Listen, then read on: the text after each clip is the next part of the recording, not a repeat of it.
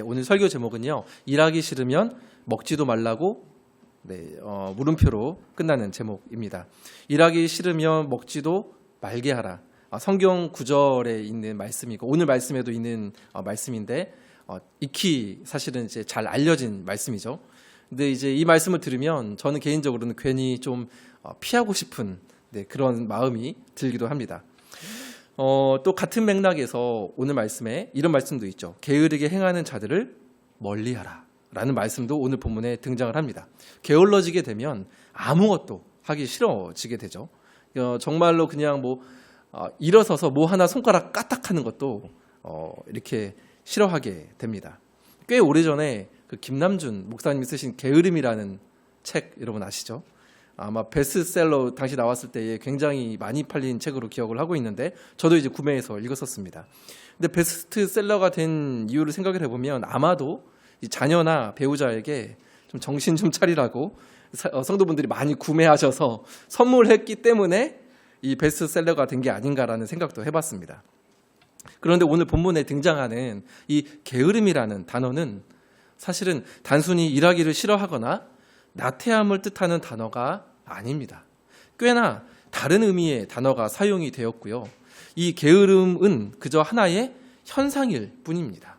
자, 그러면 질문을 던져볼 수 있죠. 오늘 본문에 등장하는 이 게으름은 무엇이고 게으른 사람들은 무엇이고 또 누구고 일을 하지 않는 사람들은 어떤 사람들을 말을 하는 걸까요?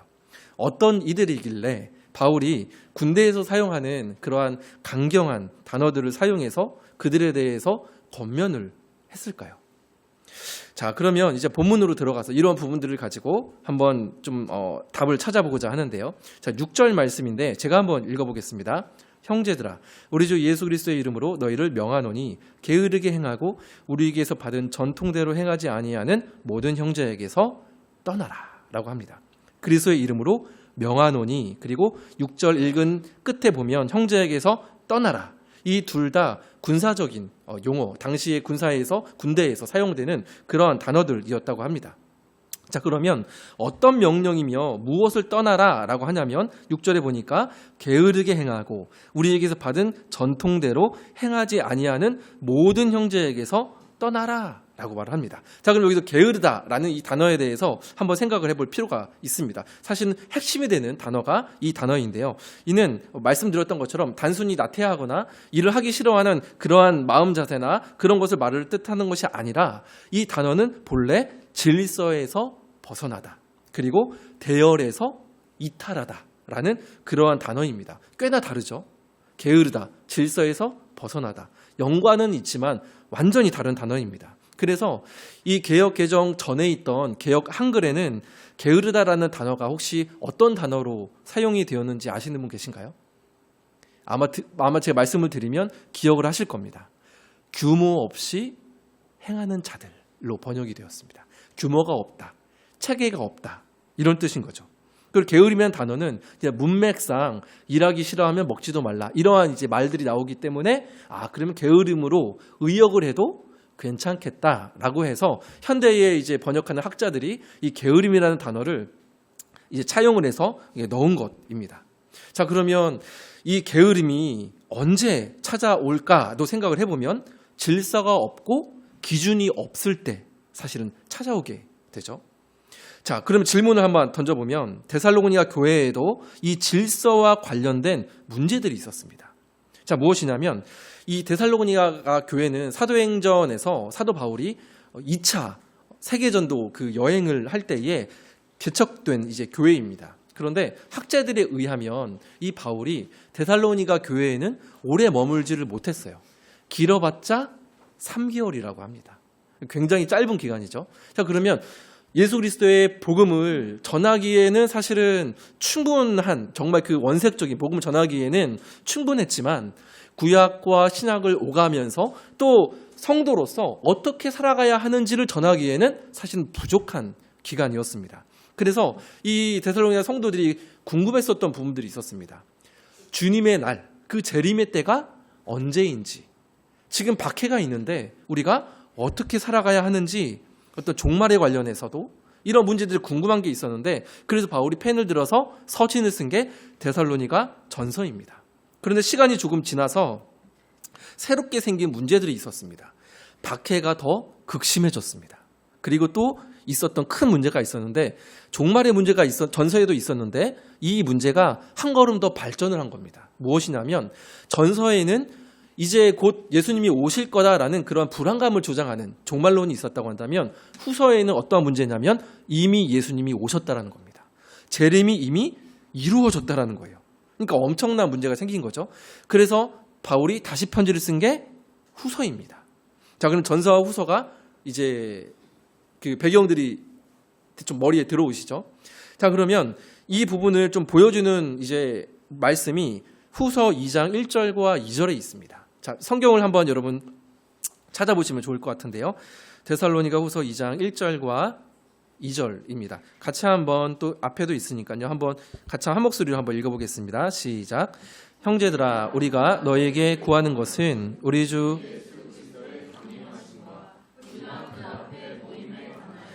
영으로나 또는 말로나 또는 우리에게서 받았다 하는 편지로나 주의 날이 이르렀다고 해서 쉽게 마음이 흔들리거나 두려워하거나 하지 말아야 한다는 것이라. 아멘. 자, 2절 중간에 보면 주의 날이 이르렀다고 해서, 그죠? 메시아가 예수님이 이미 왔다. 재림이 이미 임했다라는 겁니다. 자, 그리고 이러한 말들이 어떻게 또 전파가 됐냐면 2장 2절 서두에 보면 영으로나 또는 말로나 또는 우리에게서 받았다 하는 편지로나. 영으로나라는 말은 어떠한 성령께, 영이신 성령께 감동받았다라고 주장하는 사람들 혹은 어떤 신비 체험을 하는 사람들을 이제 뜻한다고 볼 수 있고요. 그리고 말로나 또는 우리에게서는 말은 무슨 말이 있냐면 예를 들어 이런 거죠. 야, 너 바울 사도 알지? 알지? 바울 사도가 나한테 편지를 보냈는데 예수님이 이미 오셨대. 그 편지 내가 받았어. 이러한 거짓 서신들, 거짓말들이 이 당시에 있었다라는 겁니다. 그런 일이 이제 있고 교회마다 예수님이 이미 오셨다라는 왜곡된 복음들이 만약에 편만한 상황 속에서 메시아가 저기 있다. 그리고 능력을 행하고 기적을 행하는 사람들이 막 나타납니다. 그러면 여러분들이라면 혹하지 않겠습니까? 저라면 거기 무조건 갑니다. 기적을 행하고 막 예수님이 오셨다는 말들이 들려오는데 그러면은 내가 예수님을 기다리던 사람으로서 거기다 박해도 있습니다. 근데 예수님이 오셨다. 기적이 일어난다. 그러면은 막 달려가겠죠. 이런 일들이 이 당시에 있었던 겁니다. 그래서 데살로니가 후서에 그러한 일들이 있을 거다. 그래서 미혹되지 말아라. 흔들리지 말아라. 라고 하면서 2장 15절에 이렇게 말을 합니다. 같이 한번 읽어보겠습니다. 시작. 그러므로 형제들아 굳건하게 서서 말로나 우리의 편지로 가르침을 받은 전통을 지키라. 여러분 이해가 되죠? 흔들릴 수밖에 없는 이 왜곡된 복음 안에서 흔들릴 수밖에 없는 성도들에게 바울이 2장 15절에 굳건하게 서서 우리에게 받은 편지로 가르침받은 그 전통을 지키라. 그리고 오늘 본문에도 6절에 전통대로 행하지 아니하는 모든 형제에게서 떠나라. 같은 맥락인 거죠. 여기서 말을 하는 전통은 예수 그리스도의 가르침 그리고 사도적인 어떤 그런 예수 그리스도의 가르침 말씀에 근거한 삶의 교훈들을 이 전통이라고 볼 수가 있습니다. 즉 데살로니가 이 교회에는 이미 임한 재림 이 사상을 따른 이들이 교회 안에도 있었던 겁니다. 뿐만 아니라 임박한 종말론을 믿는 사람도 여전히 있었을 거고요. 또 어떤 학자들은 육체 노동을 경시하는 그러한 당시 철학 사상도 있었고 또 그 로마에 아마 한 번쯤 들어보셨을지도 모르겠는데 피후견인 제도가 이 당시에 있었다고 합니다. 이것이 무엇이냐면 후견인 그러니까 어떤 스폰을 해주는 그러한 어떤 물주 같은 사람이 조금 형편이 어려운 그러한 사람들에게 재정적으로 또 사회적으로 자리를 마련해주고 이 지원을 해주는 그러한 제도입니다. 그래서 이 제도 그 후원을 받는 사람은 재산권이나 행동, 심지어는 혼인까지도 결혼까지도 마음대로 결정을 할 수 없는 그러한 어떤 사회적인 그런 문화들이 이 당시에 있었다고 이제 하는데요. 그러면 피후견인 입장에서 보면 아무래도 능동적인 모습보다는 수동적인 모습으로 생각하게 되겠죠. 물론 오늘 본문의 이제 데살로니가 후서 전체를 보면 어떤 피후견인 제도보다는 이미 예수님께서 오셨다라는 그 그릇된 재림 사상 때문에 어떤 게으름과 질서 없는 문제들이 생겼을 확률이 더 높기는 합니다. 어쨌든 이런 모든 문제들이 이제 있다가 보니까 일부 성도들의 삶에 규모가 없어지고 질서가 사라졌던 거죠. 이미 주님이 재림하셨는데 나에게 후견인이 있는데 노동은 육체 노동은 하찮은 것인데 내가 힘들게 일할 필요가 있을까? 이렇게 생각한 거죠. 그 일, 교회에서 하는 그 봉사 내가 맡아야 되나? 책임을 회피하고 성경의 가르침에 반하는 이들이 있었던 겁니다. 그래서 그 현상 중 하나가 게으름으로 나타났던 거고요. 즉 오늘 본문은 신체적으로 어떤 정신적으로 질병을 가지고 있거나 그래서 연약해서 일을 하지 못하는 이들을 다그치는 그런 말씀이 아니라 왜곡된 가르침, 왜곡된 복음을 따라서 질서 없이 살아가는 성도들과 교회 공동체를 위한 말씀이 오늘 우리에게 주신 이 후서 3장에 있는 말씀이다라는 겁니다. 자, 같은 맥락인 11절도 여러분 한번 볼까요? 같이 한번만 읽겠습니다. 11절입니다. 시작. 우리가 들은즉 너희 가운데 게으르게 행하여 도무지 일하지 아니하고 일을 만들기만 하는 자들이 있다 하니. 그죠? 아무 게으르게 행하여 일을 하지 않고 일을 만들기만 한다. 이상하지 않습니까? 게으르는 거는 일도 안 만드는데, 그죠? 게으르면 일도 안 만듭니다. 근데 게으르게 행해서 일을 막 만들기만 한다. 이 말은 무슨 말이냐면 정작 자기 책임, 자기 일은 하지 않으면서 다른 사람의 일에 간섭함을 말을 합니다. 그러면서 이야기들을 막 또 이제 부풀리기도 하고 여기저기 전하기도 하게 되겠죠. 그러면 정작 자기 일은 안 하지만 오히려 일을 만드는 꼴이 되어버리는 겁니다. 그러면 자연스럽게 갈등들도 이 공동체 안에 사회 가운데에 생기게 되겠죠. 자, 그러나 여러분 우리가 알듯 예수 그리스도의 복음은 소란을 잠재우고 화평케 하는 복음입니다. 복음은 삶을 허물어버리는 소식이 아니라 다시금 새롭게 세우는 소식이죠. 데살로니가 교회의 질서 없음은 왜곡된 복음에서 시작이 되었습니다. 그러니 바울이 자신의 서신들을 통해서 복음을 왜곡하거나 갈라디아서처럼 아예 다른 복음을 전하는 이들에게 분명한 어조로 말을 할 수밖에 없었던 거죠. 그래서 베드로 사도가 어떤 율법으로 다시 돌아가려고 하는 그럼에도 불구하고 대놓고 베드로 사도에게 책망을 하며 이렇게 질책을 하는 그런 부분들이 갈라디아서에 명백하게도 기록이 되어 있는 것을 우리는 볼 수가 있습니다. 그래서 바울은 이어서 이 자신의 주장과 예수 그리스도로 시작된 그 가르침을 뒷받침하기 위해서 자신을 본받으라 말을 하는데 자신 또한 밤낮으로 일하며 복음을 전했음을 말을 합니다. 자, 9절을 볼까요? 제가 한번 읽어드릴게요. 우리에게 권리가 없는 것이 아니요 오직 스스로 너희에게 본을 보여 우리를 본받게 하려 함이니라. 마태복음이나 고린도전서에 보면 복음을 위해 일하는 자가 생활비를 받을 권리가 있음을 증거를 합니다. 그러나 바울은 자신이 이 데살로니가에서 복음을 전할 때 그렇게 하지 않고 내가 주야로 수고하며 애쓰며 일을 했으니 이러한 나를 본받으라 라고 말을 하는 겁니다. 이 부분을 정리를 해보면 세 가지를 볼 수가 있습니다. 본받으라, 말 그대로 내가 이렇게 일을 했다. 이것이 하나님의 질서인데 내가 이렇게 주야로 일을 했다. 나를 본받으라. 이러한 의미가 있겠고 첫 번째는요. 두 번째는 8절에 있는 말씀처럼 아무에게도 폐를 끼치지 않기 위함이었고 세 번째로는 복음의 전파가 막히지 않도록 하기 위함입니다.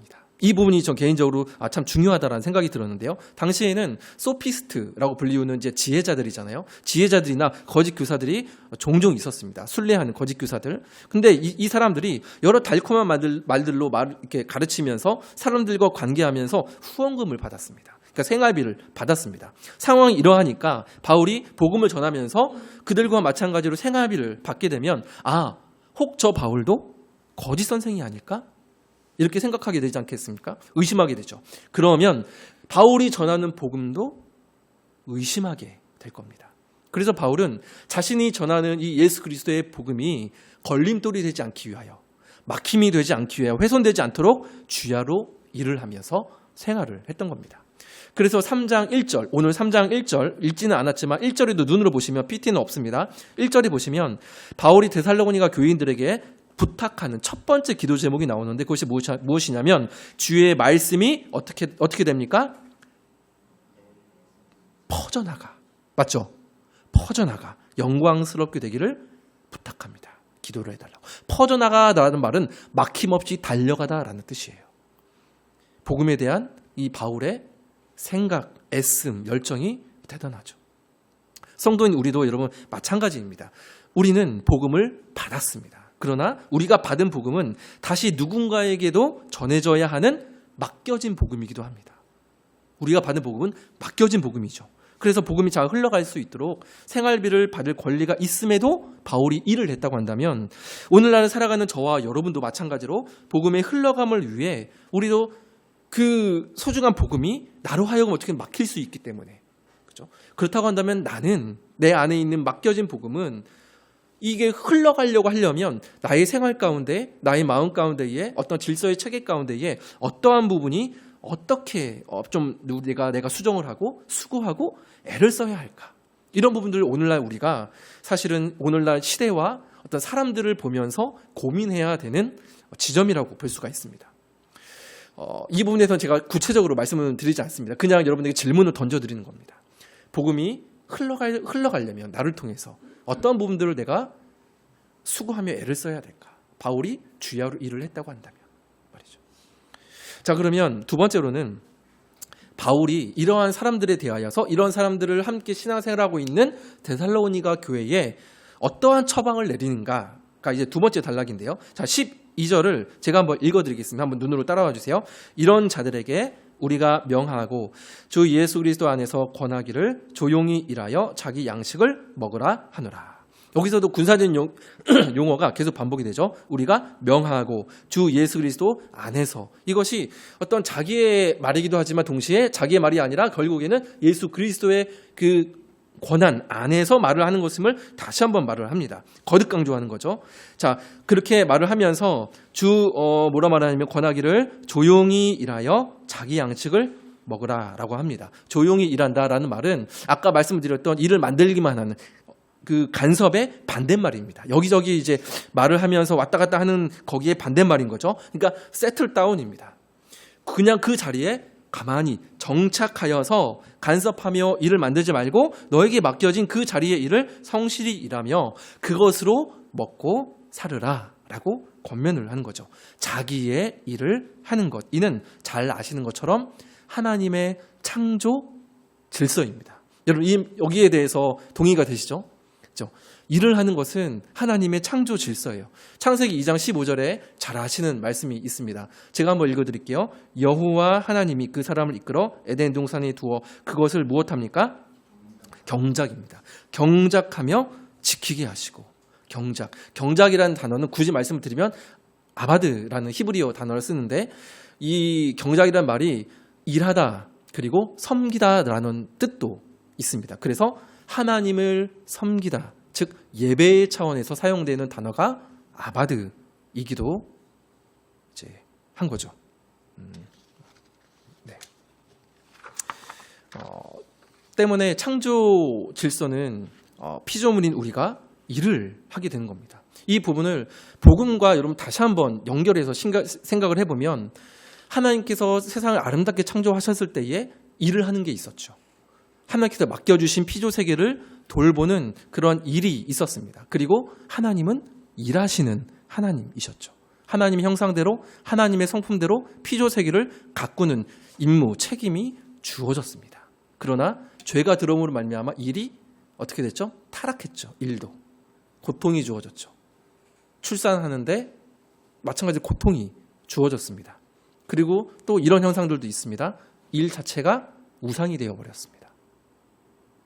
그리고 반대로 일이 우상이 되어버리면 과도한 열심이죠. 그럼 그 반대에는 무엇이 있겠습니까?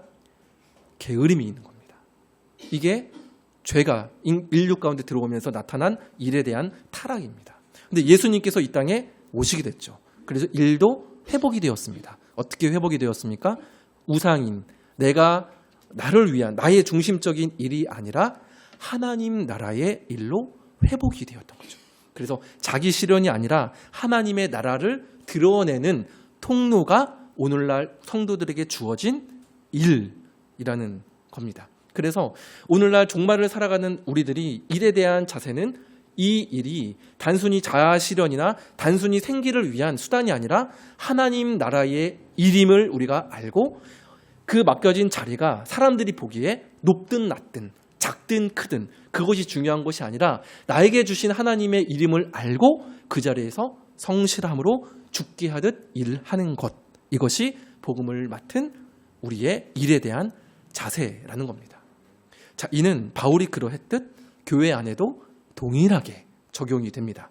무엇보다 우선적으로 복음의 내용과 질서가 적용되어야 하는 곳은 교회일 텐데요. 만일 그렇지 못한다면 게으름 외에 공동체에 어떤 문제들이 생길까요? 게으름이 만약에 교회 안에 찾아온다면, 그랬을 때 가장 먼저 생기는 문제가 있다고 한다면 특정 성도분들에게 과다한 봉사가 맡겨질 겁니다. 그렇죠?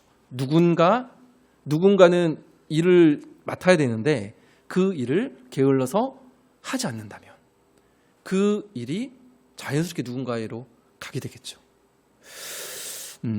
이 부분은 이제 좀 양해해 주시고 들어주시면 좋겠는데, 제가 그러한 부분들을 사실은 경험한 부분들이 있었기 때문에 이러한 말씀을 좀 나누고자 하는데요. 과거 한국교회에 청년들에게 사실은 좀 과도한 그러한 봉사와 헌신이 요구되던 교회의 흐름들이 여러분 있었습니다. 그래도 제가 청년 때만 해도 토요일 날 청년 예배가 있는 교회들이 많이 있었어요. 우리 20대 분들은 잘 모를 수 있겠지만 토요일 날에 청년 예배가 있는 교회들이 있었습니다. 그런데 청년 예배가 토요일 날 왜 있었는지 아시나요? 네, 주일 날에 봉사하기 위해서 토요일 날 청년 예배가 있었습니다. 그래서 그 결국 오늘날에 어떻게 됐냐면 교회의 허리라고도 부를 수 있는 3040 세대의 교회 탈출로 이어졌습니다. 제가 SNS 요즘에 스레드를 열심히 나름 하고 있는데 거기 보면 익명의 가면을 쓰고 자신들이 과거에 경험했던 교회 생활들 여러 가지 그런 형편들을 필터 없이 그대로 올리는데 상상 초월의 일들이 굉장히 많이 있습니다. 또 이런 일도 있죠. 교회적으로 보면 무리하게 대출을 받을 수 있습니다. 그러니까 대출을 받을 수 있는데 문제는 무리하게 받은 게 문제가 되는 거죠. 무리하게 대출을 받아서 건축한 교회를 어떻게 해야 됩니까? 유지해야 합니다. 그러다 보니까 부흥의 책임을 떠맡아야 했던 목회자들과 중직자들의 갈등과 영적인 탈취는 이미 오래전부터 있어왔던 일입니다. 관련된 사건과 사고들이 오늘날에도 심심치 않게 저에게는 들려오고 있습니다. 그리고 부교육자들은 여러분 어떻습니까? 교회를 움직이기 위해, 작동하기 위해 잡기에 능한 이벤트 기획자가 되어버렸습니다. 자, 그러면 그 피해는 누가 받겠습니까? 성도들이 그 피해를 고스란히 받습니다.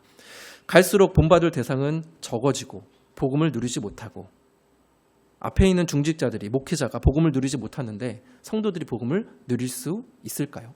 그리고 단단한 것을 소화하지 못하는 상태가 되어버렸다라고 저는 조심스레 판단합니다.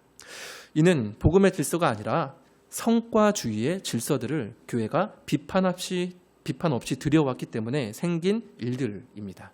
우리는 이러한 과거를 그냥 과거는 과거이고 묻어두는 것이 아니라 타산지석 삼아야 됩니다. 그래서 다시 복음을 고민하고 이에 입각하여서 교회는 무엇이고 성도의 삶이란 무엇인지, 신앙생활이란 무엇인지를 우리는 성찰해야 합니다. 지금 우리가 그것을 놓치면 앞으로 우리에게 미래는 없을 수도 있습니다. 고민을 하고 성찰해야 하고 도전해야 되는 때가 여러분 지금입니다.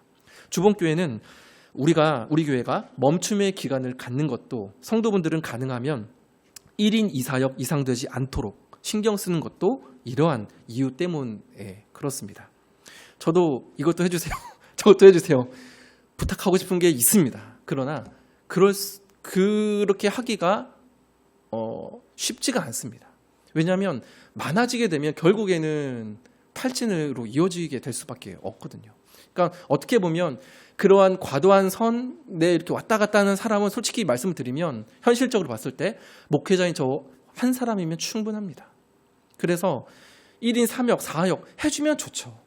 그러나 1인 2사역 이상 가게 되면 복음 자체를 누리기가 저는 쉽지 않다라고 판단을 하기 때문에 그렇게 할 수밖에 없는 배경들도 있습니다. 그래서 우리 교회는 앞으로도 지금까지도 그랬지만 이벤트성 프로그램이 아예 없다는 건 아닙니다. 프로그램 필요합니다. 그러나 단발적인 이벤트성 프로그램이 아니라 성도 한 사람을 교회로 세우는 것에 초점을 계속 맞출 겁니다. 몸과 경건의 전인적인 습관, 상호 돌봄과 상호 양육을 우선으로 하는 것이 저는 중요하다 생각합니다.